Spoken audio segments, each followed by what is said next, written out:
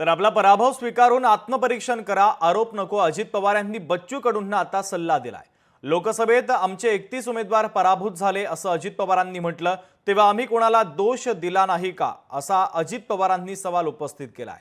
अनेक लोकांना आपण कसे पराभूत झालो तेच समजेना असं अजितदादांनी म्हटलंय।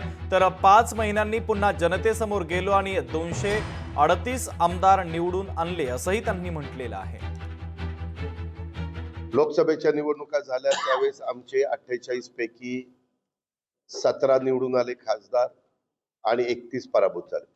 आम्ही कधी महायुतीचे जे घटक आहोत त्यांनी एकाने तरी कोणाला दोष दिलाय का? शेवटी जनता जनार्दन हे संपूर्ण त्यांचा अधिकार आहे। आम्ही पुन्हा लोकांच्या समोर 5 महिन्यांनी गेलो आणि 238 आमदार निवडून आणले। शेवटी त्यांनी ते तक्रार निवडणूक आयोगाकडे करावी। यश मिळाल्यानंतर ते यश पण पचवायचं असतं आणि पराजय झाल्यानंतर पण खचून जाऊन उगीच कुणावर तरी आरोप करत बसायचं नसतं।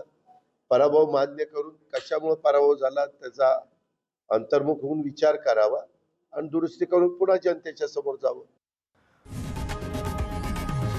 लोकशाही मराठी ऐका, पहा, जागरूक रहा।